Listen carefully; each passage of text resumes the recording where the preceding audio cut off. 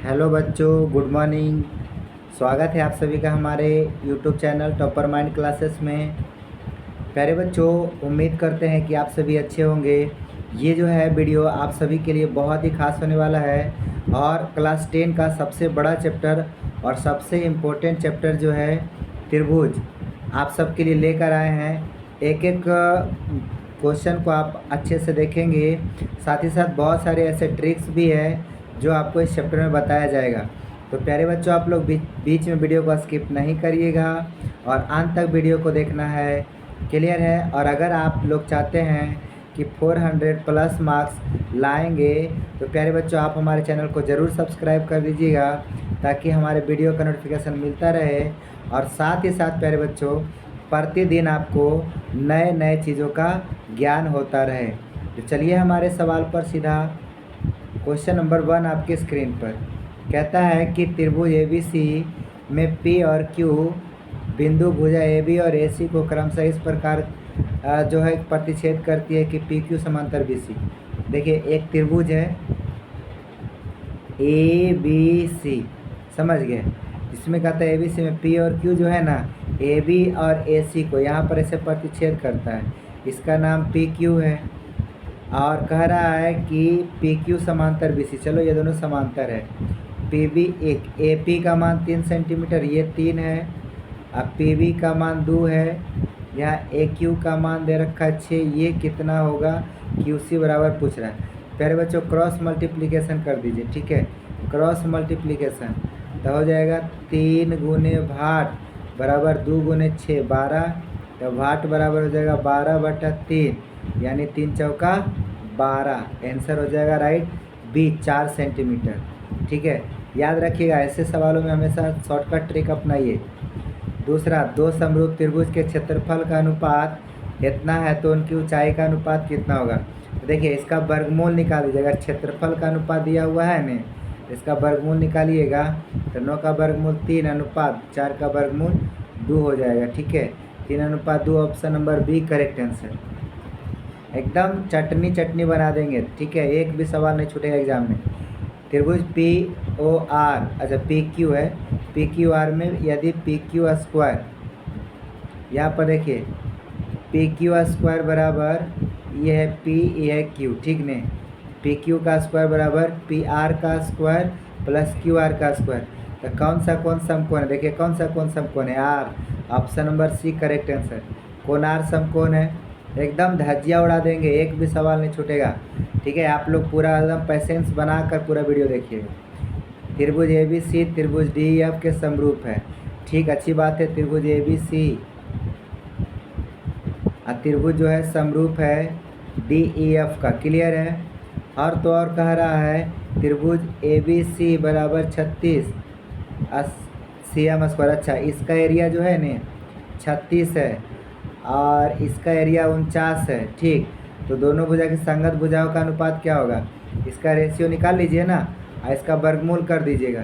तो 36 का 6 और 49 का 7, 6:7, option number B correct answer. इस समय को दम है? कोई दम नहीं है, हिसाब एकदम धज्जियाँ उड़ा दीजिएगा।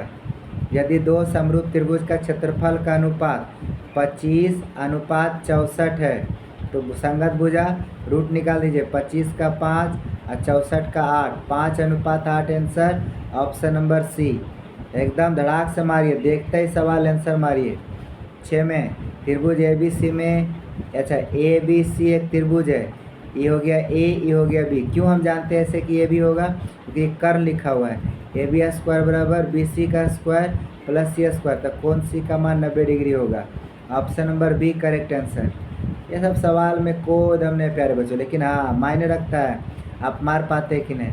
अब आपके स्क्रीन पे ऐसा सवाल दिख रहा है कि यदि ABCD एक समांतर चतुर्भुज है, बहुत अच्छी बात, समांतर चतुर्भुज है, तो कोण ACB की माप क्या होगा? ACB, इसकी माप पूछ रहा है कितना डिग्री होगा? तो ऑलरेडी दे ये रखा है 70 डिग्री, तो ऑप्शन में देख के मार दो 70 डिग्री, है कि नहीं? चलो, ज़्यादा कोई दिक्कत है नहीं इसमें, ऑलरेडी पूछ रहा है, ऑप्शन भी दे रखा है आंसर।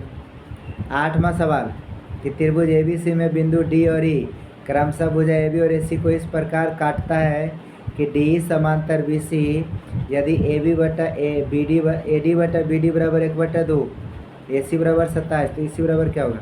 देखिए एक त्रिभुज हुआ, इसका नाम है ए बी सी। इसमें क्या रहा? डी और ई जो है ना, ए बी और ए सी को काटता है, डी हो गया और ई हो गया। जिसमें दिया हुआ है, क्या दिया हुआ है? ए डी बटा बी डी। ए डी बटा बी डी का मान ई 1 है, ई 2 है। फिर कहता है ए सी का मान टोटल कितना दिया हुआ? 27। ये टोटल 27 है, ठीक है ना? टोटल क्या है? 27 है, 27। इसको यहाँ लिख देते हैं, टोटल 27 है। और तो और कहता है इसी का मान क्या होगा? ई क्या होगा?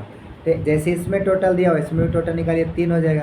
तो टोटल का तुलना किसके साथ? टोटल के साथ। अब बराबर किसका पूछा है?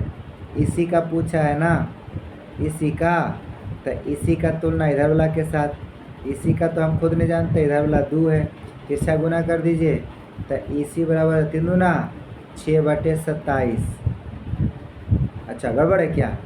गड़बड़ है, गड़बड़ है प्यारे बच्चों, गड़बड़ नहीं होना चाहिए। ये तो चटनी सवाल है, समझने में फेर है। ए डी बटा बी डी बराबर 1/2, अच्छी बात है। अभी टोटल 27 है, टोटल कितना हो जाएगा? 3 हो जाएगा।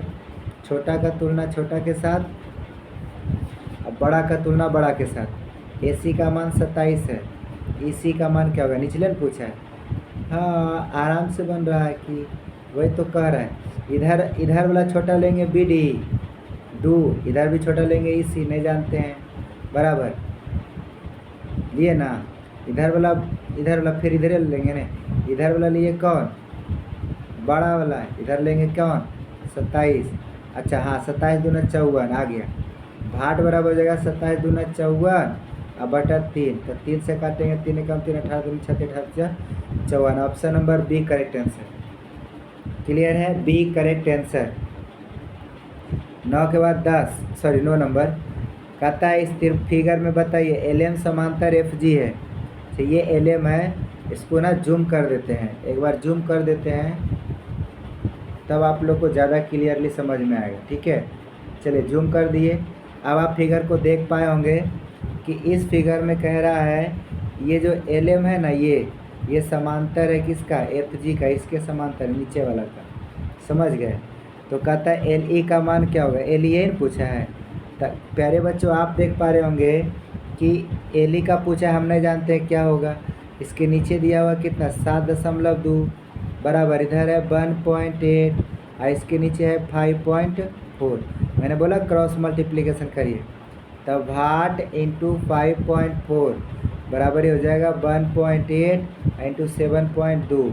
तो भाट का मान हो जाएगा 1.8 गुने 7.2 और बटा 5.4। 18 दूनी 36, 18 तिया 54 और 24 तिया 72, 2.4 इसका आंसर हो जाएगा बी करेक्ट आंसर। चलिए एकदम सवाल में दम नहीं रहेगा, एक भी सवाल नहीं छूटेगा, इतना जादू बता देंगे। यदि एल समांतर एम है, चलो ये समांतर दिया हुआ है, तो ए का मान क्या होगा? थोड़ा जूम कर लेते हैं और ज़्यादा सवाल क्लियरली दिखेगा, ठीक है? अब बताइए इसमें बोल रहा है ना कि ए का मान क्या होगा? तो प्यारे बच्चों ए का मान पूछा है, तो देखिए ये दोनों एंगल जो है ना, अगर आप देखोगे ये संगत कोण बराबर होता है, यानी 3A संगत कोण है ना इसका, संगत। तो 3A प्लस 60 डिग्री अब बराबर होगा 4A प्लस 40। संगत कोण बराबर होता है। तो 3A उधर चल जाएगा, 40 इधर आ जाएगा, तो उधर हो जाएगा 4A में 3 घटाएंगे A, 60 में 40 घटाएंगे तो 20। देखो ऐसी मिल गया answer. Option number C correct answer, 20 degree. एकदम पूरा लॉलीपॉप सवाल रहता है। 11 किसी त्रिभुज के दो कोनों का योग तीसरे कोण के बराबर है यदि कोनों का अंतर 50 डिग्री है, त्रिभुज का कोण क्या होगा? एक तो ध्यान रखना कि दो कोनों का योग तीसरे कोण के बराबर है, दो को कोण जोड़िए तीसरा बराबर होगा। इसमें हो रहा है 70 20 90 70, ये तो एकदम नहीं होगा। 60 20 80 ये भी नहीं होगा। अब यही दोनों में देख लीजिए कि कहता है ना दो कोनों का अंतर 50 डिग्री है। देखिए दो कोनों का अंतर इसमें 50 दिखी हो रहा है, इसमें दिख रहा है। ऑप्शन नंबर ए गलत है, 20 सही है। ऐसी ऑप्शन मत मार दीजिएगा डायरेक्ट, दो कोनों का अंतर 50 है कि नहीं। और तो और कह रहा है दो कोनों का जोड़ तीसरा कोण के बराबर है कि नहीं। ऐसे मार दीजिएगा ये सब एकदम पूरा लॉलीपॉप वाला सवाल। 12 त्रिभुज ABC में AB एवं AC के मध्य बिंदु D एवं E इस प्रकार है कि DE समांतर BC। अच्छा फिर से देख लेते हैं। एक त्रिभुज है ABC, समझे। अब AB और AC का मध्य बिंदु D है। AB और AC ये दोनों का मध्य बिंदु D एवं E ऐसे है, ये D हो गया और ये हो गया।